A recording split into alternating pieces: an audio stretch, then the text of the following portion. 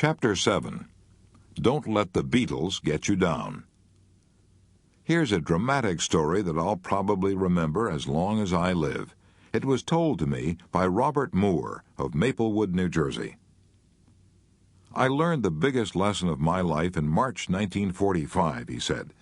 I learned it under 276 feet of water off the coast of Indochina. I was one of 88 men aboard the submarine Baya SS-318. We had discovered by radar that a small Japanese convoy was coming our way. As daybreak approached, we submerged to attack. I saw through the periscope a Japanese destroyer escort, a tanker, and a mine layer. We fired 3 torpedoes at the destroyer escort, but missed. Something went haywire in the mechanics of each torpedo. The destroyer, not knowing that she had been attacked, continued on. We were getting ready to attack the last ship, the mine layer, when suddenly she turned and came directly at us. A Japanese plane had spotted us under 60 feet of water and had radioed our position to the Japanese mine layer. We went down to 150 feet to avoid detection and rigged for depth charge. We put extra bolts on the hatches, and in order to make our sub absolutely silent, we turned off the fans, the cooling system, and all electrical gear. 3 minutes later, all hell broke loose. 6 depth charges exploded all around us and pushed us down to the ocean floor, a depth of 276 feet. We were terrified. To be attacked in less than 1,000 feet of water is dangerous. Less than 500 is almost always fatal. And we were being attacked in a trifle more than half of 500 feet of water, just about knee-deep as far as safety was concerned. For 15 hours, that Japanese mine layer kept dropping depth charges. If a depth charge explodes within 17 feet of a sub, the concussion will blow a hole in it. Scores of these depth charges exploded within 50 feet of us. We were ordered to secure, to lie quietly in our bunks and remain calm. I was so terrified I could hardly breathe. This is death, I kept saying to myself over and over. This is death. This is death. With the fans and cooling system turned off, the air inside the sub was over 100 degrees, but I was so chilled with fear that I put on a sweater and a fur-lined jacket, and I still trembled with cold. My teeth chattered. I broke out in a cold, clammy sweat. The attack continued for 15 hours, then ceased suddenly. Apparently, the Japanese mine layer had exhausted its supply of depth charges and steamed away. Those 15 hours of attack seemed like 15 million years. All my life passed before me in review. I remembered all the bad things I had done, all the little absurd things that I had worried about. I'd been a bank clerk before I joined the Navy. I had worried about the long hours, the poor pay, the poor prospects of advancement. I had worried because I couldn't own my own home, couldn't buy a new car, couldn't buy my wife nice clothes. How I had hated my old boss, who was always nagging and scolding. I remembered how I would come home at night, sore and grouchy, and quarrel with my wife over trifles. I'd worried about a scar on my forehead, a nasty cut from an auto accident. How big all those worries seemed years ago. How absurd they seemed when depth charges were threatening to blow me to kingdom come. I promised myself then and there that if I ever saw the sun and stars again, I would never, never worry again. Never, never, never. I learned more about the art of living in those 15 terrible hours in that submarine than I had learned by studying books for 4 years in Syracuse University. We often face the major disasters of life bravely, and then let the trifles, the pains in the neck, get us down. For example, Samuel Pepys tells in his diary about seeing Sir Harry Vane's head chopped off in London. As Sir Harry mounted the platform, he was not pleading for his life, but was pleading with the executioner not to hit the painful boil on his neck. And that was another thing that Admiral Byrd discovered down in the terrible cold and darkness of the polar nights, that his men fussed more about the pains in the neck than about the big things. They bore without complaining the dangers, the hardships, and the cold that was often 80 degrees below zero. But, says Admiral Byrd, I know of bunkmates who quit speaking to each other because each suspected the other of inching his gear into the other's allotted space. And I knew of one who could not eat unless he could find a place in the mess hall out of sight of the Fletcherist, who solemnly chewed his food 28 times before swallowing. In a polar camp, says Admiral Byrd, little things like that have the power to drive even disciplined men to the edge of insanity.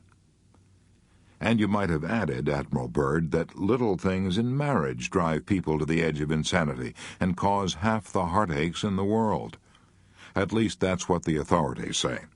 For example, Judge Joseph Sabath of Chicago, after acting as arbiter in more than 40,000 unhappy marriages, declared, "Trivialities are at the bottom of most marital unhappiness."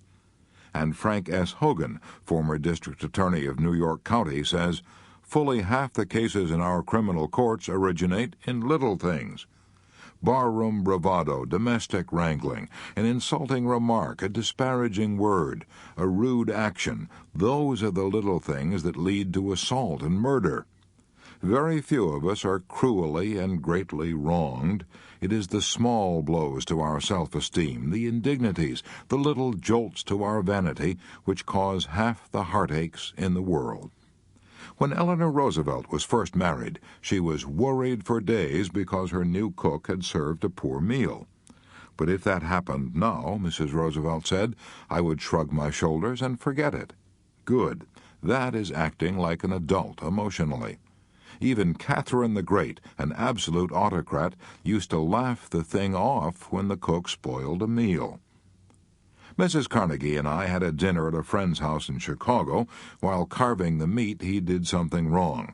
I didn't notice it, and I wouldn't have cared even if I had noticed it. But his wife saw it and jumped down his throat right in front of us.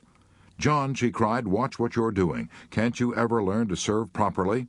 And then she said to us, "He's always making mistakes. He just doesn't try." Maybe he didn't try to carve, but I certainly give him credit for trying to live with her for 20 years. Frankly, I would rather have eaten a couple of hot dogs with mustard in an atmosphere of peace than to have dined on Peking duck and shark fins while listening to her scolding. Shortly after that experience, Mrs. Carnegie and I had some friends at our home for dinner. Just before they arrived, Mrs. Carnegie found that 3 of the napkins didn't match the tablecloth.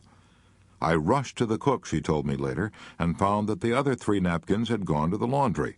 The guests were at the door. There was no time to change. I felt like bursting into tears. All I could think was, why did this stupid mistake have to spoil my whole evening? Then I thought, well, why let it?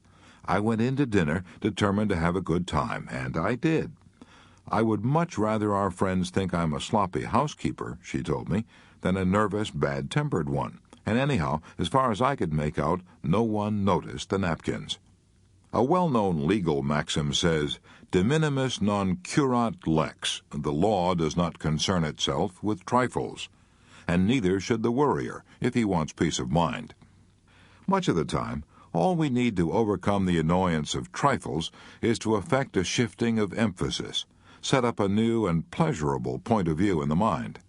My friend Homer Croy, who wrote They Had to See Paris and a dozen other books, gives a wonderful example of how this can be done. He used to be driven half crazy while working on a book by the rattling of the radiators in his New York apartment. The steam would bang and sizzle, and he would sizzle with irritation as he sat at his desk. Then, says Homer Croy, I went with some friends on a camping expedition. While listening to the limbs crackling in the roaring fire, I thought how much they sounded like the crackling of the radiators. Why should I like one and hate the other? When I went home, I said to myself, the crackling of the limbs in the fire was a pleasant sound. The sound of the radiators is about the same. I'll go to sleep and not worry about the noise. And I did. For a few days I was conscious of the radiators, but soon I forgot all about them. And so it is with many petty worries. We dislike them and get into a stew, all because we exaggerate their importance. Disraeli said, life is too short to be little. Those words, said André Maurois in This Week magazine, have helped me through many a painful experience. Often we allow ourselves to be upset by small things we should despise and forget. Here we are on this earth with only a few more decades to live, and we lose many irreplaceable hours brooding over grievances that in a year's time will be forgotten by us and by everybody.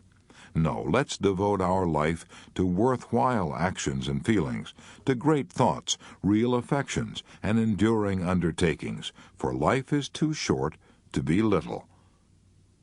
Even so illustrious a figure as Rudyard Kipling forgot at times that life is too short to be little, and the result? He and his brother-in-law fought the most famous court battle in the history of Vermont, a battle so celebrated that a book has been written about it, Rudyard Kipling's Vermont Feud. The story goes like this. Kipling married a Vermont girl, Caroline Balestier, built a lovely home in Brattleboro, Vermont, settled down and expected to spend the rest of his life there. His brother-in-law, Beatty Balestier, became Kipling's best friend.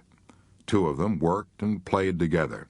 And then Kipling bought some land from Balestier with the understanding that Balestier would be allowed to cut hay off it each season. One day, Balestier found Kipling laying out a flower garden on his hayfield. His blood boiled. He hit the ceiling. Kipling fired right back. The air over the Green Mountains of Vermont turned blue. A few days later, when Kipling was out riding his bicycle, his brother-in-law drove a wagon and a team of horses across the road suddenly and forced Kipling to take a spill. And Kipling, the man who wrote, "If you can keep your head when all about you are losing theirs and blaming it on you," he lost his own head and swore out a warrant for Balestier's arrest. A sensational trial followed. Reporters from the big cities poured into the town. The news flashed around the world. Nothing was settled. This quarrel caused Kipling and his wife to abandon their American home for the rest of their lives. All that worry and bitterness over a mere trifle, a load of hay. Pericles said 24 centuries ago, "Come, gentlemen, we sit too long on trifles." We do indeed.